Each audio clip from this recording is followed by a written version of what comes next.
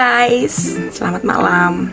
Jadi untuk mengisi kekosongan konten-konten aku mau bikin satu konten yang aku namain Lia Tak. Jadi Lia bicara. Ini loh, karena jadi ini aku akan membahas seputar kehidupan kita gitu kan, dan terjadi juga sama diri aku. Jadi di sini aku akan membahas mengenai masalah hubungan menantu dan mertua yang selama ini jadi momok ya di sekitar kita tuh, kalau banyak ketidakakuran antara menantu dan mertua. Dan itu juga yang sekarang aku alami, tapi sekarang gini loh, kita cari jalan tengahnya itu sebenarnya apa sih yang terjadi gitu loh.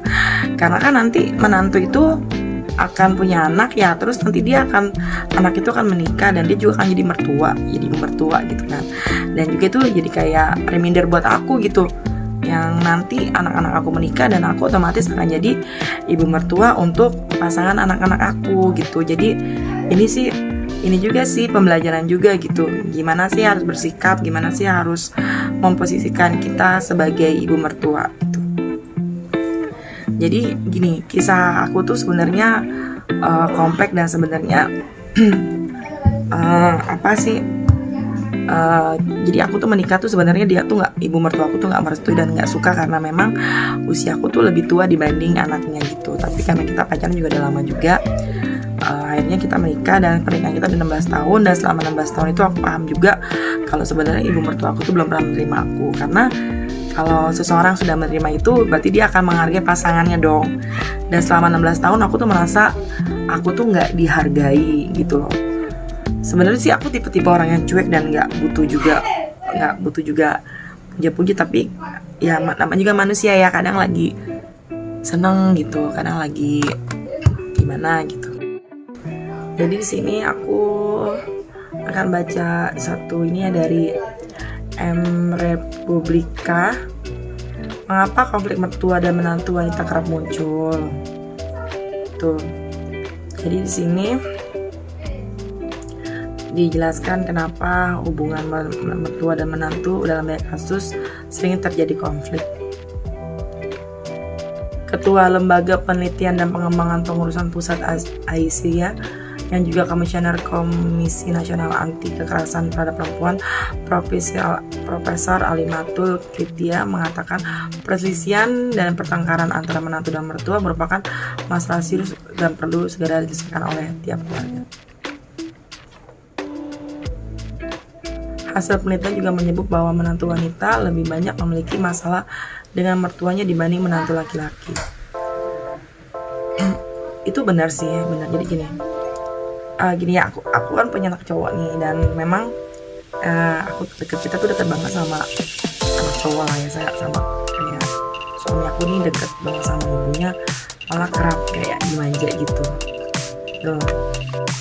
Sebenarnya sih nggak masalah sih ya, tapi ternyata sikap seseorang atau pasangan itu akan berpengaruh dalam pola pengasuhan ibu gitu loh. Jadi saat ibu terbiasa melayani anak gitu kan, tidak membuat dia mandiri, itu akan terbawa pada saat sampai dia menikah gitu kan. Nah jadi ini kalau aku kebalikan, jadi aku tuh anak pertama kan, kita sama-sama anak pertama, tapi orang tua aku tuh dua-duanya kerja, jadi tuh aku tuh udah mandiri dari kecil, apa-apa melakukan hal sendiri. Kadang juga ada something itu juga kadang keputusan sendiri gitu kan, terbawa sampai besar gitu kan. Tiba-tiba dapat pasangan yang kalau kata orang sih anak mami gitu ya, ngepekin gitu kan. Tapi sebenarnya kan kalau anak sih nggak ada salah kayak gitu ya, tapi seharusnya memposisikan itu adalah yang tua gitu. Bagaimana dia menghargai bahwa ini anaknya sudah menikah dan punya tanggung jawab lebih besar gitu. Kadang kan mertua perempuan itu kadang suka memberatkan anak laki-laki dengan begini loh, kamu tuh wajib menafkahi mama gitu kan. Memang wajib, bener, nggak ada yang salah, kamu wajib menafkahi ibu kamu. Tetapi kamu juga harus tahu kamu punya keluarga yang wajib juga kamu kasih makan. Jadi kalau gini, kalau seandainya ibu kamu masih punya suami, sebenarnya tanggung jawab kebutuhan rumah tangga itu ada di bapak kamu. Tapi kalau bapak kamu memang tidak mampu, ya memang kamu wajib gitu kan. Tapi kan kamu juga harus lihat posisinya, kalau ada keluarga yang harus kamu penuhi dulu gitu loh. Jadi gini posisinya gini, jadi ibu ini nih, ibu yang di sana ini atau ibu mertua itu harus lebih bijaksana gitu loh. Jadi oh iya gitu, bener, ini anak udah punya tanggungan, jadi ya tolonglah jangan selalu minta diutamakan gitu kan. Saya yakin bahwa anak yang baik akan berbakti sama orang tua tanpa perlu diminta gitu.